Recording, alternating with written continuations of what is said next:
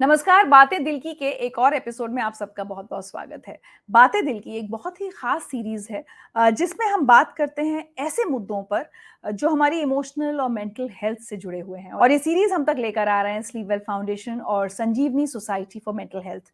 आज हम जिस टॉपिक पर बात करने वाले हैं बहुत ही एक सेंसिटिव टॉपिक है और एक ऐसा टॉपिक है जिस पर बहुत लोग बात करना पसंद नहीं करते। इसके विक्टिम्स तो बहुत होते हैं लेकिन बहुत कम लोग इस बारे में खुलकर बात करते हैं और ये टॉपिक या कहूँ ये प्रॉब्लम इशू है सेक्सुअल अब्यूज का यानी शारीरिक शोषण का। बहुत ज़रूरी है कि हम सब लोग समझें कि शारीरिक शोषण क्या होता है क्योंकि हर एज ग्रुप के लोगों के साथ होता है और बच्चों के साथ जब ये होता है तो बहुत बुरा असर डालता है उनकी पूरी ज़िंदगी पर, उनकी मानसिकता पर। शिवानी, बहुत-बहुत स्वागत है बातें दिल की में। Thank you Richa. आज हम और आप मिलकर एक बहुत ही सेंसिटिव टॉपिक पर बात करने वाले हैं, सेक्सुअल अब्यूज यानी शारीरिक शोषण। लेकिन बात करने से पहले मैं चाहूंगी कि हमारे सारे व्यूअर्स को आप ये समझा दें कि शारीरिक शोषण दरअसल होता क्या है, किस किस तरह से सेक्सुअल अब्यूज हो सकता है, कौन कौन इसका विक्टिम हो सकता है, किस किस तरह की हरकतों को हम सेक्सुअल अब्यूज कहेंगे। तो ऋचा, जब भी सेक्सुअली कोई किसी और का इस्तेमाल करे, उनकी परमिशन या उनकी मर्जी के बिना अपनी नीड्स को पूरा करने के लिए, तो हम इसको सेक्सुअल अब्यूज कहेंगे। ये बहुत सेक्सुअल अब्यूज के अराउंड कुछ मिथ्स हैं कि जैसे अगर पेनिट्रेशन हुआ, रेप हुआ, सिर्फ तभी सेक्सुअल अब्यूज होगा या कहलाया जाएगा, या अगर एक तरह से टच किया बॉडी के किसी पार्ट्स को, सिर्फ तभी सेक्सुअल अब्यूज कहलाया जाएगा। लेकिन जो भी मेरी सेफ्टी के दायरे से बाहर हो, मुझे अनसेफ महसूस कराए, इसको हम सेक्सुअल अब्यूज, सेक्सुअली मुझे अनसेफ महसूस कराए, इसको हम सेक्सुअल अब्यूज कहेंगे। मैं आपको एक एग्जांपल देती हूँ। जैसे अगर मैं सड़क पे चल रही हूँ और बार बार कोई मुझे देख रहा है, अजीब तरह से इशारे कर रहा है, जेस्चर्स कर रहा है, मैं अनकंफर्टेबल फील करना शुरू कर दूं, अपना दुपट्टा ठीक करने लगूं, उस जगह से जाना अवॉइड करने लगूं, तो ये सेक्सुअल हैरेसमेंट है और ये अब्यूज ही होगा। किसी की अश्लील तस्वीरें लेना, काम की जगह पे हम सेक्सुअल हैरेसमेंट के इतने केसेस सुनते हैं और ये दीमक की तरह हमारी सोसाइटी में मौजूद है। पर क्योंकि हम इसके बारे में बात करने से झिझकते हैं, एक स्टिग्मा है इस टॉपिक के अराउंड, तो हम इससे लड़ने की बजाय इस पे पर्दा डालते रहते हैं। तो जितनी भी प्रोग्रेसिव हम सोचे हमारी सोसाइटी हो रही है, लेकिन इस दीमक को हम हटा नहीं पा रहे। और ये ऐसा नहीं कि सिर्फ औरतों के साथ होता है, आदमियों के साथ भी होता है, बड़ों के साथ होता है, बच्चों के साथ भी होता है। हर दूसरे घर में हम कहीं कुछ कहानियां सुनते हैं, इंसिडेंट सुनते हैं, न्यूज़पेपर में पढ़ते हैं, लेकिन हमारे अंदर एक झिझक है एज ए सोसाइटी कि हम खुल के इस बारे में बात करें, और इसलिए हम इससे लड़ नहीं पा रहे, इसको कम नहीं कर पा रहे, और तभी इसके बारे में बात करना इतना ज़रूरी है। आपने बहुत सही बात कही कि हर किसी के साथ होता है लेकिन ज़्यादातर लोग बोलते नहीं हैं शिवानी। तो जब आप लोग काउंसलिंग करती होंगी तो बहुत सारे विक्टिम्स से आप बात करती होंगी। क्या वजह निकल कर आती है लोगों से बात करके कि जो टैबू है ये इतना स्ट्रॉन्ग क्यों है? क्यों लोग बताना नहीं चाहते? क्यों विक्टिम्स किसी से शेयर नहीं करना चाहते, किसी से शिकायत नहीं करना चाहते? क्या कहते हैं वो लोग? तो सेक्सुअल अब्यूज के बारे में सबसे सैड बात ये है कि जो अपराधी है वो तो खुला घूमता है, लेकिन जिसके साथ ये होता है, जो विक्टिम है, जो ये शोषण से गुजरता है, वो शर्म महसूस करता है, वो गिल्ट महसूस करता है, वो अपने आप को ब्लेम करता है। क्योंकि एक सोसाइटी में ये कह दिया जाएगा कि अरे वो लड़की ने तो कपड़े अजीब पहने थे, तो इसलिए उसके साथ ऐसा हुआ। या अगर आदमी के साथ ऐसा इंसिडेंट हो तो आदमी को तो परमिशन भी नहीं दी जाती कि वो कह पाए कि ये अब्यूज है। तो ये बहुत सैड बात है अब्यूज के बारे में कि जिसके साथ ये होता है उसकी लाइफ में ये एक इंसिडेंट नहीं है ऋचा, उनकी पूरी लाइफ बदल जाती है। ये उनकी लाइफ के कितने हिस्सों पर प्रभाव डालता है, लेकिन उनको कहीं पे इतनी शर्म आती है, अपने आप से ही घृणा आती है इस बारे में बात करने के लिए कि दूसरे मेरे बारे में क्या सोचेंगे, कि एक तो उनके साथ गलत हुआ और दूसरा क्योंकि परमिशन नहीं दी जाती ये सब फीलिंग्स को शेयर करने की, इंस्टेड उन्हीं को ब्लेम किया जाता है, को अपने आप को ही वो शर्मिंदा महसूस करते हैं, छोटा महसूस करते हैं। इससे डील करना बहुत मुश्किल मुश्किल होता हो है। जाता है। और शिवानी, क्या ये वजह भी लगती है कि सेक्सुअल अब्यूज़ के जो बहुत केसेज़ हम देखते हैं वो ज़्यादातर डोमेस्टिक होते हैं, घर में ही अपना ही कोई कर रहा हुँ, है। हुँ, बच्चों हुँ, के साथ होता है तो भी सुनते हैं कि घर का ही कोई बड़ा या रिश्तेदार या माता-पिता के दोस्त, पड़ोसी कोई ऐसा। हुँ, और अगर हस्बैंड या वाइफ की बात करूँ तो भी अगर सेक्सुअली अब्यूज़ आपको कोई कर रहा है तो वो आपका अपना ही स्पाउस है। तो ये एक हिचक कि किसी अपने की ही शिकायत कैसे बाहर करूँ? घर की हुँ, बदनामी, खाना brings a hmm, bad name, क्या ये एक या बहुत बड़ा कारण होता है जो लोगों को रोकता है शिकायत करने से? ऑफ कोर्स, क्योंकि बच्चों के केस में चाइल्ड सेक्सुअल अब्यूज़ में क्या होता है, डेटा ये प्रूव करता है कि जो ये करते हैं वो मोस्टली घर के, जैसे आपने कहा, अपने घर होते के अंदर से ही कोई होता है। एक हुँ, बड़ा होता है जो कि पेरेंट्स का या तो बहुत अच्छा दोस्त है या अपने ही घर में अंकल है, बड़ा कज़िन है। तो एक, आप सोचिए वो बच्चे के मन में कितना हुँ, कन्फ्यूज़न होता होगा कि जो एक फिगर ऑफ अथॉरिटी है जिसको आप ट्रस्ट करते हैं, वहीं से जब उनके प्रति कुछ गलत हो रहा हो, तो कितना वो एक तो बिट्रेयल महसूस करते होंगे और कितना जो मैसेजेस उनको मिलते हैं वो कितने कंफ्यूजिंग हो जाते हैं, क्योंकि हुँ, फीलिंग्स तो उनको वो ही होती हैं, कंफ्यूजन होता है, समझ नहीं आता क्या हो रहा है, और साथ में एक डर लगता है कि मैं, अगर ये तो पापा के बहुत अच्छे दोस्त हैं, मैं कैसे हुँ, बोलूँगा अपने पापा को कि इन्होंने कुछ किया, तो क्योंकि उस इंसान के बारे में बात करना इतना मुश्किल हो जाता है, हम इन फीलिंग्स को हुँ, इंटरनलाइज़ कर लेते हैं कि वो तो गलत नहीं हो सकते, शायद मेरे में ही कुछ मेरी खराबी हो। गलती है। हुँ, तो हुँ, बच्चा ये मान लेता है कि उसी में कुछ खराब है। और आप सोचिए, घर जो कि हर एक इंसान की सेफनेस की जगह होती है, जहाँ हम सबसे ज़्यादा सुरक्षित महसूस करते हैं। अगर वो घर ही में हम इतना अनसेफ सिर्फ़ हो महसूस जाए। करने हुँ। लगे, तो कितना ये हमारी मानसिक स्थिति, हमारी मेंटल हेल्थ, हमारी इमोशनल वेल-बीइंग पर इसका कितना डीप प्रभाव पड़ेगा, आप ही सोचिए। शिवानी, आपने प्रभाव की बात की, तो मुझे लगता है हमें इम्पैक्ट समझना बहुत ज़रूरी है। अपने बहुत सारे व्यूअर्स से रिलेट कर पाएँगे और शायद एक सॉल्यूशन भी ढूँढ पाएँगे उनके लिए। तो 2 तरह के इम्पैक्ट्स मैं आपसे समझना चाहूँगी। एक तो जो अगर एडल्ट्स हैं जिनके साथ किसी तरह से सेक्सुअल अब्यूज़ हो रहा है, चाहे वो अपनी शादी में हो या किसी भी रिलेशनशिप में, हुँ, अ, उनके ऊपर इमीडिएट इम्पैक्ट जो भी हो, वो चाहे शॉर्ट टर्म भी हो या लॉन्ग टर्म हो सकता है। और हुँ, बच्चों पर इम्पैक्ट, क्योंकि बच्चों का इम्पैक्ट तो लॉन्ग टर्म ही है। जिस हुँ, बच्चे के साथ सेक्सुअल अब्यूज़ हुआ है, उसकी आगे सारी ज़िंदगी पड़ी है, उसका तो जो भी इम्पैक्ट होगा मुझे लगता है वो लॉन्ग टर्म ही होगा। तो हुँ। दोनों का अगर आप हमें थोड़ा समझाएँ किस तरह से उनकी मेंटल हेल्थ पर असर पड़ता है?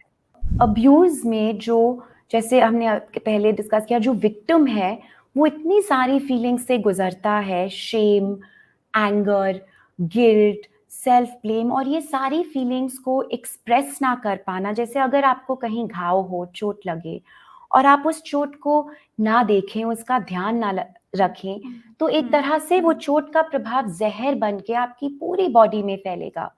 तो जी। उस तरह से ही ऐसे अब्यूज़ का इम्पैक्ट ज़िंदगी के हर हर एरिया को इम्पैक्ट करता है।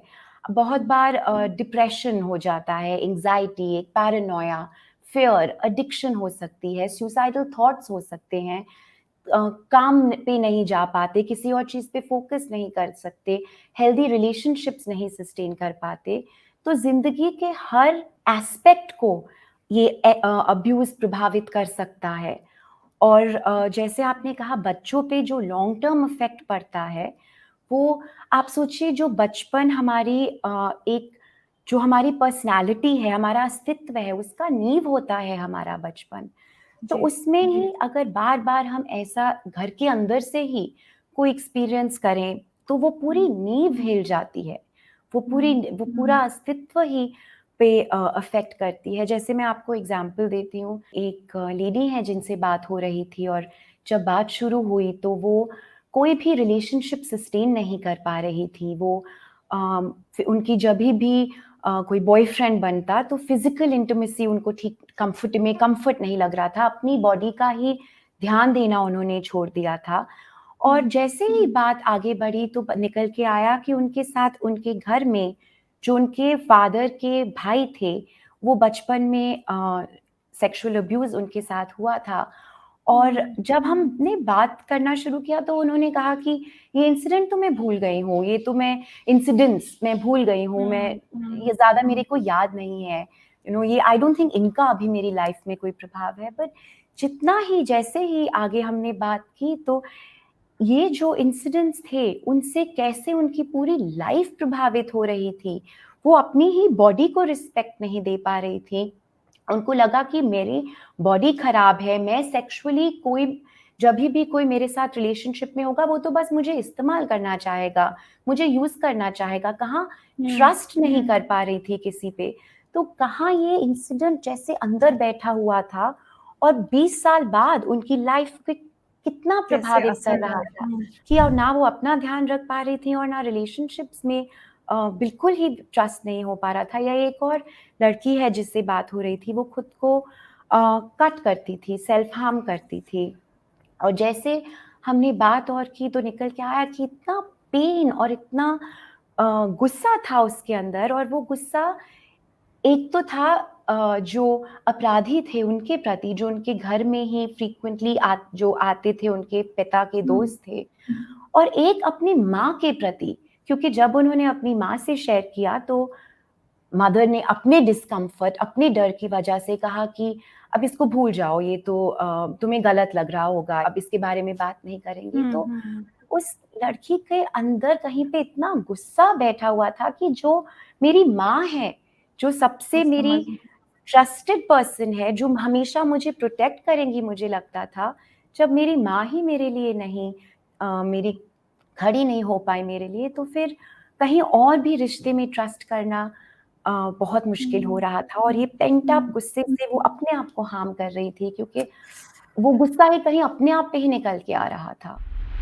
तो ऐसे में शिवानी, अगर हम बच्चों की बात करें तो एक ये तो आपने लॉन्ग टर्म इम्पैक्ट, जब बड़े हो गए तब उन्होंने शेयर की ये चीजें, लेकिन जो जिस बच्चे के साथ हो रहा है, अगर हमारे आसपास कोई ऐसा बच्चा है, हमें क्या क्या साइंस दिख सकते हैं कि जिससे हमें ये चौकन्ना हो जाना चाहिए किसी को भी कि ये बच्चे, इस बच्चे के साथ शायद कुछ गलत हो रहा है, ये चाइल्ड सेक्सुअल अब्यूज हो रहा है इसके साथ? तो बहुत से छोटे-छोटे साइंस हैं, अगर हम अलर्ट रहें तो अपने घर में देख सकते हैं। जैसे बच्चे के बिहेवियर में चेंज आना सबसे बड़ा साइन है। जैसे अगर एक बच्चा बहुत प्लेफुल है, बहुत नॉटी है, लेकिन एकदम से वो चुपचाप हो जाए, बहुत अपनी पढ़ाई में फोकस करने लगे, तो यूजुअली हम अलर्ट नहीं होएंगे, क्योंकि हमें तो लगेगा ये पॉजिटिव चेंज है। लेकिन पर उसके लिए भी बहुत वॉचफुल होना कि ये क्यों एकदम से बिहेवियर में चेंज आया। या अगर एक बहुत ही स्टूडियस बच्चा है, वो एकदम पढ़ाई छोड़ दे, बहुत चुपचाप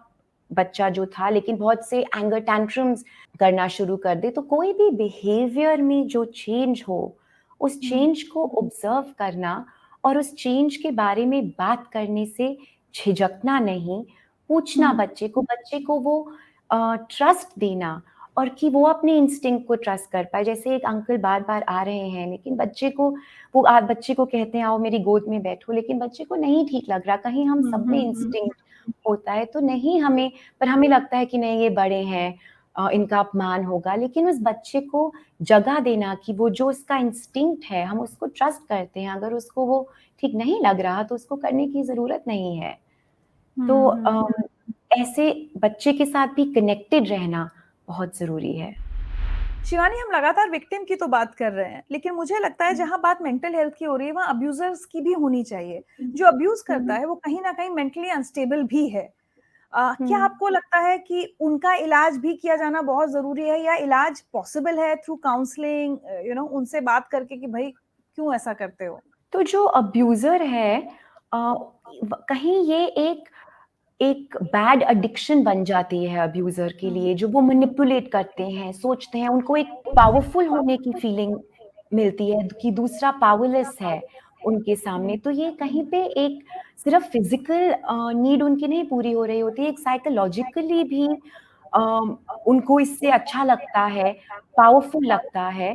और कहीं पे रिहैबिलिटेशन की ज़रूरत ऐसे अब्यूज़र्स के लोगों लिए के लिए। भी है। लोगों के लिए भी है, पर इसके लिए पहले सबसे ज़रूरी है कि अब्यूज़र्स को जिनके साथ अब्यूज़ हुआ है, वो बोल सकें कि उनके साथ अब्यूज़ हुआ है और ये हुँ। अब्यूज़र है, और जब वो एक बार बोल पाएँगे सिर्फ़ तभी तो अब्यूज़र के साथ तभी इलाज तो हो पाएगा। जी, जी। तभी वो जो विक्टिम है सुनेगा। उसका भी इलाज होना बहुत ज़रूरी है और जो अब्यूज़र है उसका भी इलाज होना बहुत ज़रूरी है क्योंकि हुँ, वो तो बीमार है ही, उसने किसी और को बीमार कर दिया है। क्या आपको ऐसा लगता है जैसे जब आप अपने बहुत सारे क्लाइंट से मिलती हैं और काउंसलिंग करती हैं कि जिसकी बचपन में चाइल्ड सेक्सुअल अब्यूज़ हुआ हो, क्या-क्या कैरेक्टरिस्टिक्स उनके अंदर होती हैं? क्या वो बहुत डरे हुए हमेशा फ़ियरफुल होते हुँ, हैं या इनसिक्योर हुँ, होते हैं या क्या कुछ ऐसे भी होते हैं जिनके मन में एकदम नफ़रत होती है दूसरों के लिए, हर किसी के लिए? हुँ, अब हुँ, क्या है ये लॉन्ग टर्म इम्पैक्ट में अगर हम थोड़ा-सा ये भी समझना चाहें कि उनकी हुँ, मेंटल हेल्थ आगे जाकर जब वो एडल्ट्स होते हैं, हमारे आपके कलीग्स हो सकते हैं, कोई भी हो सकता है।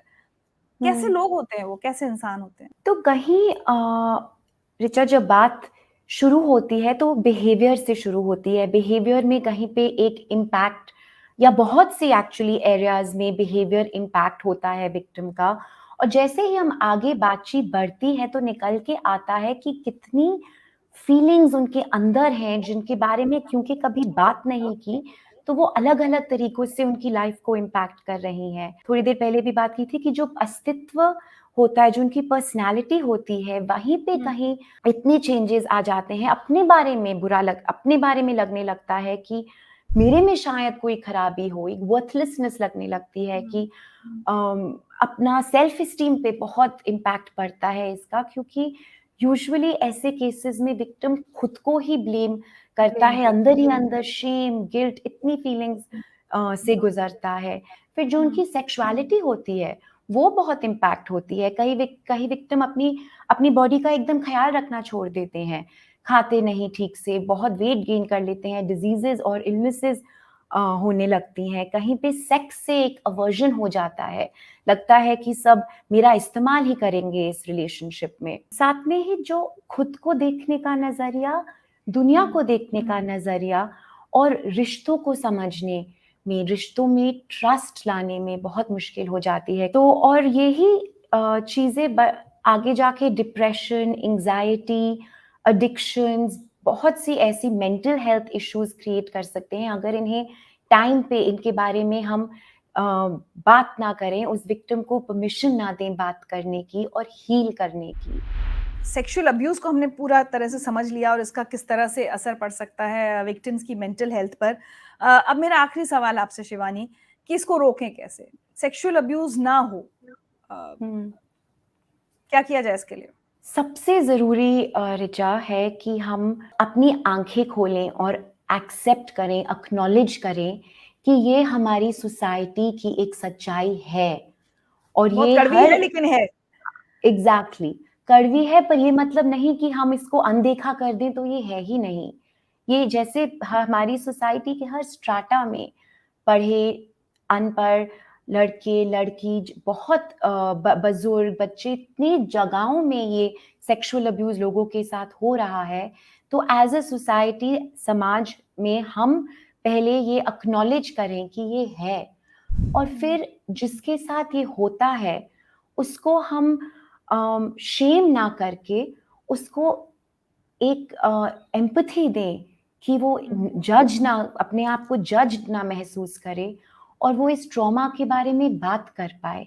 तभी जी। वो हील होगा और दूसरों को इससे सीख मिलेगी कि वो भी अपने आप को हील कर सकते हैं। और पेरेंट्स के लिए बहुत ज़रूरी है कि अपने घर में बच्चों को वो जगह दें, अंडरस्टैंडिंग दें, ट्रस्ट हुँ, दें कि बच्चे भी खुल के बोल सकें, बोल डर ना सकें। महसूस करें।